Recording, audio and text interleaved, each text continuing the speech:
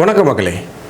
சட்டமன்ற தேர்தலுக்கான தேதி ரொம்ப நெருங்கிடுச்சு. இன்னும் பார்த்தீங்கன்னா ஒரு சரியாக ஒரு 9 நாட்கள் தான் இருக்குது. இன்றைக்கி நம்ம தமிழ் புத்தாண்டு தினத்தில் இருக்கிறோம். நம்முடைய நேயர்களுக்கும் சப்ஸ்கிரைபர்களுக்கும் இனிய தமிழ் புத்தாண்டு நல்வாழ்த்துக்கள். இன்னும் 9 நாள் தான் இருக்குது. அரசியல் கட்சிகள்லாம் பார்த்திங்கன்னா அவங்களுடைய பிரச்சாரத்தில் ரொம்ப வேகமாக இறங்கிட்டாங்க. கடுமையான ஒரு சூறாவளி பிரச்சாரங்கள்லாம் வேட்பாளர்கள் மேற்கொள்ள தொடங்கிட்டாங்க. ஒரு பக்கம் தமிழக முதல்வர் M.K. ஸ்டாலின் பயங்கரமாக சூறாவளி சுற்றுப்பயணம், இன்னொரு பக்கம் எடப்பாடி அவர்கள், இன்னொரு பக்கம் தாவேகாவுடைய தலைவர் நடிகர் விஜய் அவர்கள். இப்படி தொடர்ச்சியாக போயிட்டுருக்கு. பரபரப்பாக இருக்குது தமிழக அரசியல் களம். இந்த பக்கம் பார்த்திங்கன்னா ஜனநாயகனுடைய காட்சிகள் லீக் செய்யப்பட்டது. அதற்கப்புறம் முழு படமே பார்த்திங்கன்னா HD தரத்தில் ரிலீஸ் பண்ணிட்டாங்க.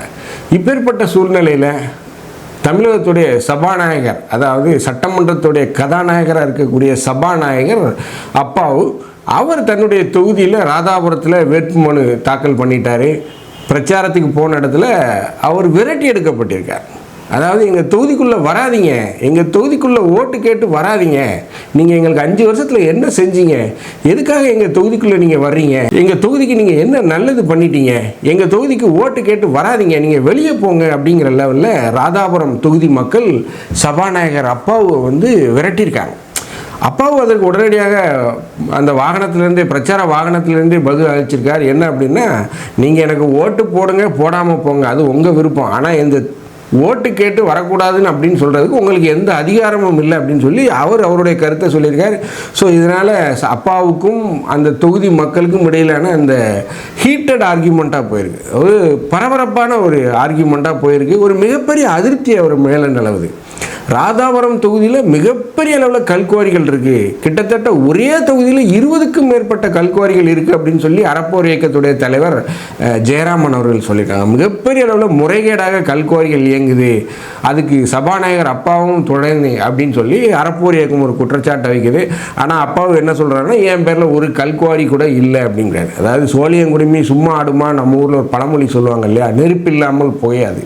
இதெல்லாம் இந்த விஷயத்துக்கு ஒரு உதாரணம் தான். அப்பாவு தொகுதியில் இந்த மாதிரி கல்குவாரி பிரச்சனைகளால் மிகப்பெரிய அளவில் அப்பாவு ஒரு தோல்வியை சந்திக்கக்கூடும், ஒரு படுதோல்வியை அவர் சந்திப்பார் அப்படிங்கிற மாதிரி கள நிலவரங்கள் சொல்லுது. மிகப்பெரிய அளவில் அவர் மீது மக்கள் அதிருப்தியில் இருக்காங்க.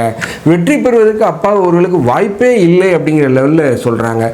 ஸோ இதனால தான் அப்பாவுக்கு ஆதரவாக மருமகன் சபரீசன், ஸ்டாலினுடைய மருமகன் சபரீசன் மிகப்பெரிய அளவில் களத்தில் குதிச்சிருக்கார். ஏன்னா ஒரு சபாநாயகர் தோத்துட்டா அப்படின்னா ஒரு மிகப்பெரிய இழுக்கு, ஒரு மிகப்பெரிய பிரச்சனை ஏற்படும், கட்சிக்கு ஒரு நெகட்டிவ் இமேஜ் மார்க்கெட்டில் கிரியேட் ஆகும். ஸோ அதனால் சபரீசன் தென் மாவட்டங்களில் கடுமையான சுற்றுப்பயணத்தில் இருக்கார். ஸோ இப்பேற்பட்ட சூழ்நிலையில் அப்பாவு 2026 சட்டமன்ற தேர்தலில் வெற்றி பெறுவாரா, இல்லை படுதோல்வி அடைவாரா, இல்லை டெபாசிட் இழக்க கூட வாய்ப்பு இருக்குது அப்படின்னு சொல்கிறாங்க. ஸோ அதை பற்றி தான் நம்ம இந்த நிகழ்ச்சியில் பார்க்க போகிறோம். நான் உங்கள் ஜோசப். வாங்க நம்ம நிகழ்ச்சிக்குள்ளே போகலாம்.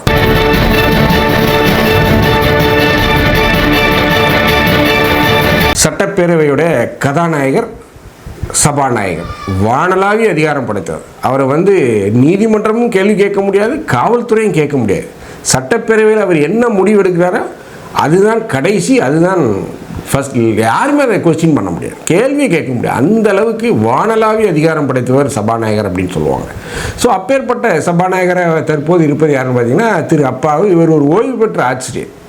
இவர் கடுமையான திமுக எதிர்ப்பு நிலைப்பாட்டை உடையவர். ஆக்சுவலாக பார்த்தீங்கன்னா இந்த மாஞ்சோலை தேயிலை தேட்ட தொழிலாளர்கள் திருநெல்வேலியில் அந்த 90 காலகட்டங்களில் போராட்டம் நடந்தபோது ஆற்றுல குறிச்சி இறங்கும் போது இவர் ஓப்பனாகவே ஒரு வீடியோ விட்டுருந்தார். பத்திரிகை செய்தி சேனல் சொன்ன என்னென்னா, இந்த கொலைக்கு காரணம் கருணாநிதி அப்படின்னு சொல்லி அவர் சொன்ன வீடியோக்கள்லாம் இன்னமும் சமூக வலைதளங்களில் இருக்குது, நீங்கள் பார்த்துருப்பீங்க. ஸோ அப்பேற்பட்ட அப்பாவு இப்போ திமுகவில் இருக்கார். இதுதான் நம்மளுடைய சாபக்கேடு விதி அப்படின்னு சொல்கிறோம். மக்களை அந்தளவுக்கு ஏமாத்துறாங்க. ஸோ அப்பேற்பட்ட நிலையில் இப்போ சபாநாயகர் மீண்டும் ராதாபுரம் தொகுதியில் போட்டிடுறார். வெற்றி பெறுவாரா அப்படின்னு பார்த்தீங்கன்னா கள நிலவரங்கள் பார்த்தீங்கன்னா முற்றிலும் அவருக்கு விரோதமாக இருக்குது, அகெயின்ஸ்டாக இருக்குது. அவர் வெற்றி பெறுவதற்கு வாய்ப்பே இல்லை அப்படின்னு சொல்லப்படுது. ஏன் அப்படின்னு பார்த்தீங்கன்னா அவர் தொகுதிக்கு ஏதாவது செஞ்சுருக்காரா அப்படின்னு பார்த்தீங்கன்னா மிகப்பெரிய அளவில் எந்த ஒரு விஷயங்களும் செய்யலை. அவர் செய்திருக்கிறது என்னன்னு பார்த்தீங்கன்னா வள்ளியூர் பஸ் ஸ்டாண்டை கொண்டு வந்திருக்கார். வள்ளியூரில் ஏற்கனவே செயல்பட்டு இருந்த மருத்துவமனையை தரம் உயர்த்தி மாவட்ட மருத்துவமனையாக அந்த RD ஆஃபீஸ் பக்கம் வச்சுருக்காரு. வேறு ஒன்றும் ஒரு பெரிய விஷயங்களை எதுவுமே முன்னெடுத்தாருன்னு தெரியல. அவர் மிகவும் சர்ச்சைக்குள்ளானது என்ன அப்படின்னு பார்த்தீங்கன்னா கருணாநிதியுடைய சிலை திறந்தார் வள்ளியூரில். அது உயர்நீதிமன்றம் செய்யக்கூடாது அப்படின்னு சொல்லிச்சு. பட் இருந்தாலும் அவர் செய்தார். ஸோ மிகப்பெரிய அளவில் இந்த மாதிரி கட்சி தலைமையை குளிர்விக்க வகையில், கட்சி தலைமையிட்ட ஒரு நல்ல பேர் எடுக்கணும் அப்படிங்கிறக்காக கட்சி தலைமையை குளிர்விக்கும் விதமாக செயல்பட்டாரே ஒழிய இவர் கட்சிக்கு எந்தவித வளர்ச்சி பணிகளையும் செய்யலை.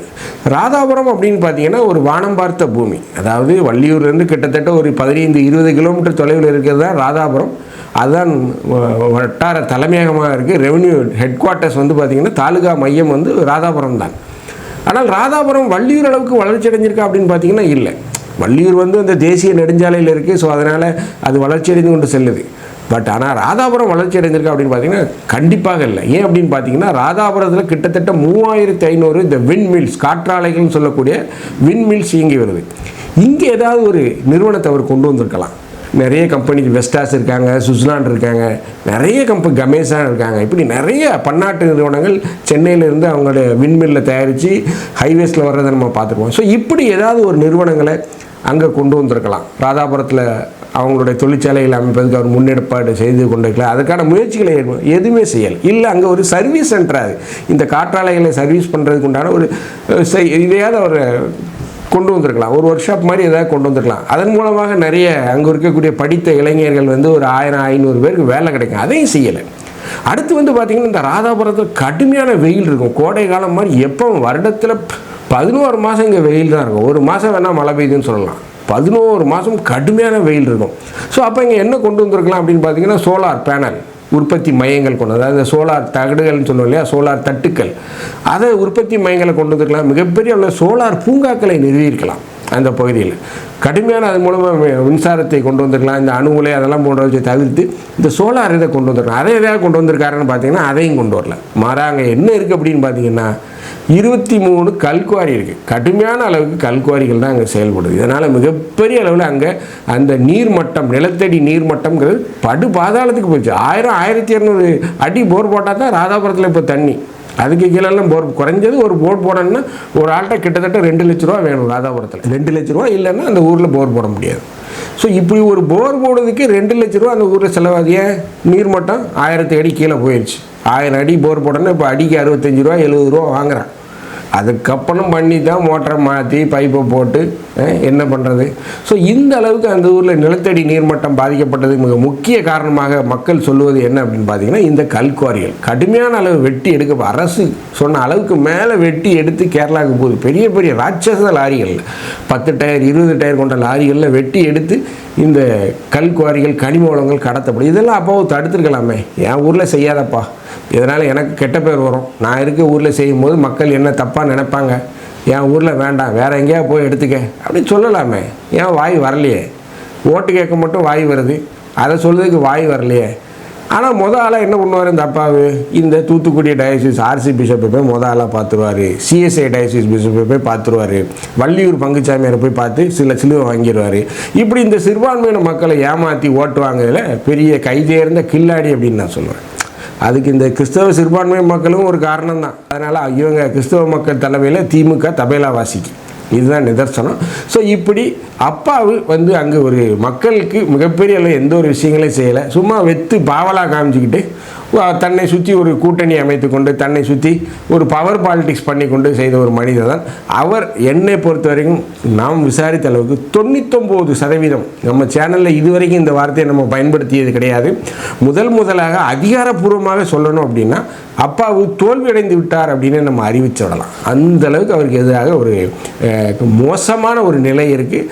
மக்கள் அவரை விரட்ட ஆரம்பிச்சிட்டாங்க. வீடியோவே நம்ம வச்சுருக்கிறோம், பாருங்கள்.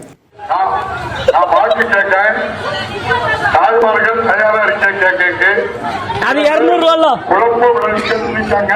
அவங்க யாருக்கு உங்களுக்கு தெரியும், எனக்கு தெரியும். குழப்பவாதி அமைதியா கேளு, ஓட்டு போட்டு போடாட்டு அது உன்னுடைய சொந்த விருப்பம். ஆனா என்னைய ஓட்டு கேட்க கூடாது, நீங்களுக்கு பிரச்சாரம் பண்ணக்கூடாதோ சொல்லுக்கு யாருக்கு உரிமை? என் உரிமை நான் பேர்த்தேன். தாய்மார்களுக்கு தாமிரபரணி தண்ணி தரலன்னு கேட்கங்க. தண்ணிய தாய்மார்கள் 200 ரூபா வாங்கிட்டு நிக்காங்க, வேற அப்படிதான் இருக்கும். தாமிரபரணி ஆத்துல இருந்து தண்ணியை கொண்டு வந்து தாமிரபரணி பஞ்சாயத்து சப்பனை கொண்டு சேர்த்து தான் ஓட்டு கேட்பாரு. 19 டேங்க் இருக்கு, 9 டேங்க். நேற்று கூட்டப்புள்ளி அருகே சுனாமி காலனி மீனவர் குடியிருப்பு பகுதியில் ஓட்டு சேகரித்த போதும் அங்கிருந்த மக்கள் அப்பாவுக்கு எதிராக கூச்சலிட்டதால் பரபரப்பு ஏற்பட்டது. மக்கள் அவரை விரட்ட ஆரம்பிச்சிட்டாங்க.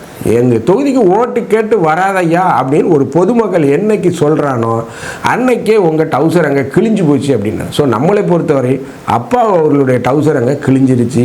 அப்பாவை வெற்றி பெறுவதற்கு 100% வாய்ப்பு இல்லை. அதனால தான் அங்கெல்லாம் வேற ஆள் போட்டிடுற மாதிரி பேச்சுக்கள் வந்தது. அவங்களுக்காக கொடுத்துருந்தா ஓரளவு ஜெயிச்சிருக்கலாம். இந்த கிரகாம்பல் கொடுத்துருக்கலாம், எஸ்ஏவி அவர் கிரகாம்பல் கொடுத்துருக்கலாம், நிறைய பேர் இருக்கிறாங்க, அவங்களுக்கெல்லாம் கொடுத்துருக்கலாம், செய்யவே இல்லை. அதான் சொல்லல, திமுக தன் தலையிலே மண்ணவாரி போட்டுக்கணும். அதான் நேரம் சரியில்லைன்னா ஒன்றும் செய்ய முடியாது. தேடி போய் ஆப்பில் தான் நான் உட்காருவேன் அப்படின்னு திமுக தலைமை நினைக்குது. ஸோ முதல் தோல்வி நம்ம சொல்கிறோம்.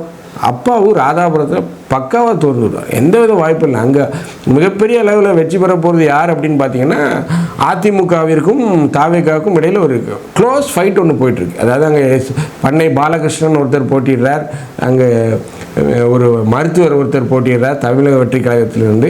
ஸோ அவருக்கும் இடையில் ரொம்ப ஒரு க்ளோஸான ஃபைட் போயிட்டுருக்கு.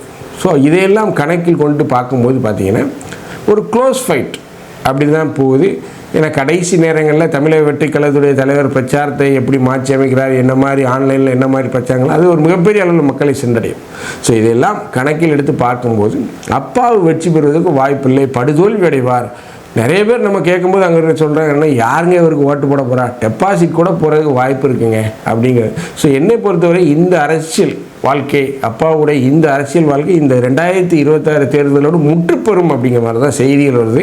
ஸோ நம்ம கேட்குறது என்னென்னா, இந்த அரசியல்வாதிகள்கிட்ட நீங்கள் அதை கோட்டை கட்டுங்க, சூரியனை வானத்தை வில்லா வழங்கலாம் நம்ம கேட்கல. மக்களுடைய அப்பப்போ என்னென்ன தேவைகள் அதை செய்யுங்க. சாதாரண விஷயங்கள் ஒரு 40 பக்கம் நோட்டில் எழுதுனா தெருவாக போய் கேட்டால் சொல்லிட போகிறான். ஸோ அதை செய்கிறதுக்கு என்ன, பந்தாவா காரில் போகணும், சைரன் வச்ச காரில் பந்தாவா அங்கே வள்ளியூரில் சுற்றணும், இங்கே சுற்றணும், ஃப்ளைட்டில் போகணும் வரணும், இந்த வேலையை தான் அப்பாவை பார்த்தாரே தவிர மக்களுக்கு ஒன்றுமே செய்யலை.